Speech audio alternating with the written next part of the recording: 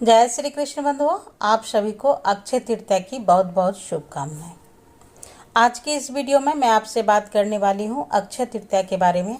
अक्षय तृतीया जो कि वैशाख मास के शुक्ल पक्ष की तृतीया तिथि को मनाई जाती है और धार्मिक मान्यता के अनुसार इस पावन तिथि पर भगवान श्री हरि विष्णु ने परशुराम जी के रूप में अवतार धारण किया था और यह दिन सतयुग और त्रेता युग के आरंभ का भी दिन माना जाता है।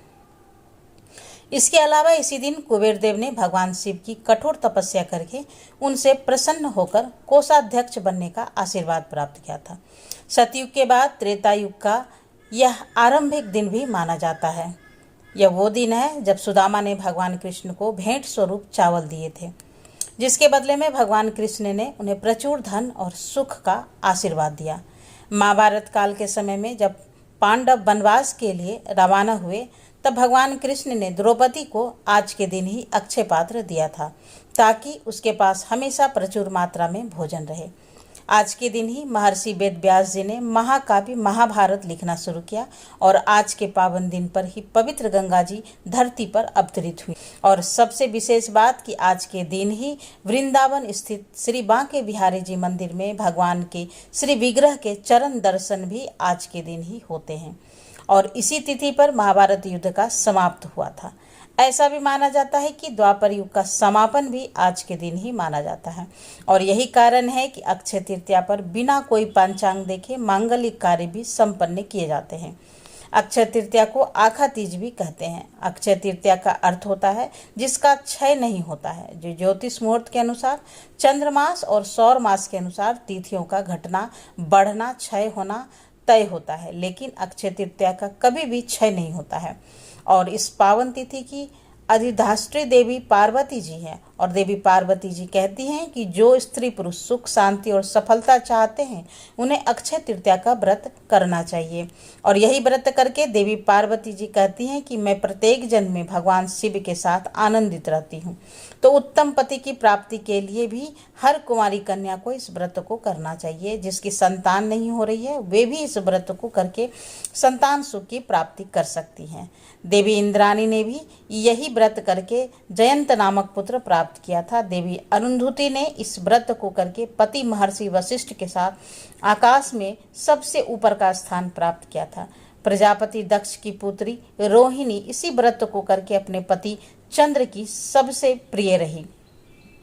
उन्होंने बिना नमक खाए यह व्रत किया था। अब व्रती अगर इस दिन यज्ञ जप तप दान पुण्य करता है तो उसके जरिए किए गए सत्कर्म का फल अक्षुण्य रहता है। यानी कि आज का दिन इतना पावन है, इतना पवित्र है कि आज के दिन किए गए हर शुभ कार्य का फल अक्षय हो जाता है।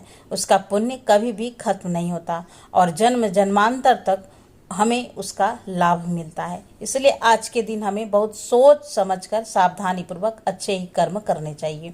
पूजा पाठ दान पुण्य सेवा जरूरतमंदों की सहायता जो कुछ भी आप कार्य करते हैं उसका प्रभाव अनंत काल तक रहता है। तो अब हम बात करते हैं साल 2026 में अक्षय तृतीया कब है।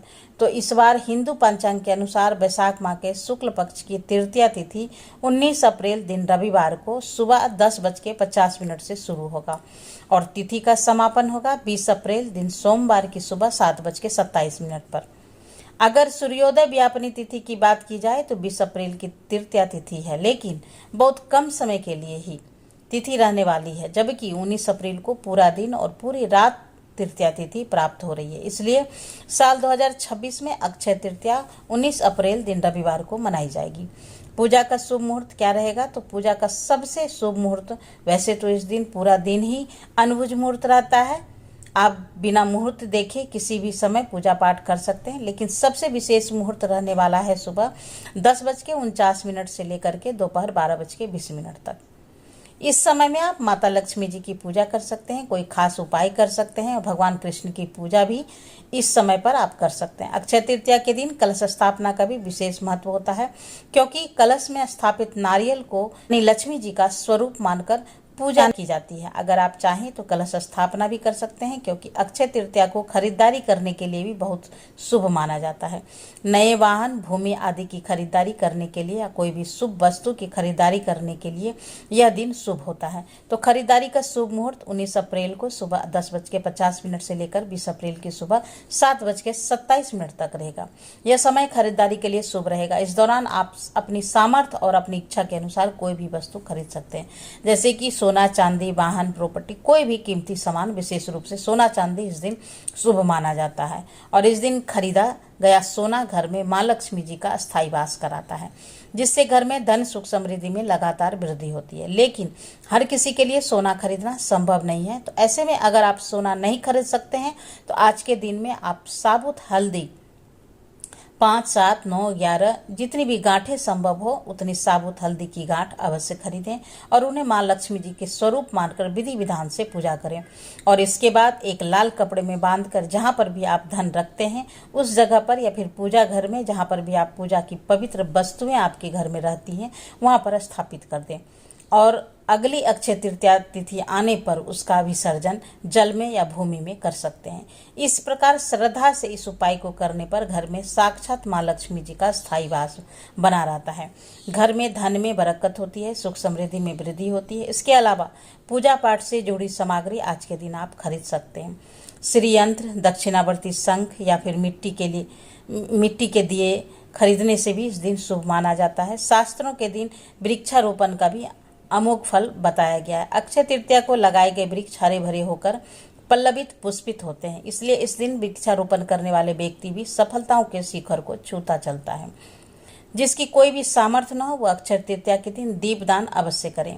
दीपदान आप बहते जल में, आसपास मंदिरों में या पवित्र वृक्षों के नीचे कर सकते हैं, और गोधूली मुहूर्त में ही आपको दीपदान करना चाहिए। गोधूली मुहूर्त इस दिन शाम 6:48 से लेकर 7:10 तक रहेगा।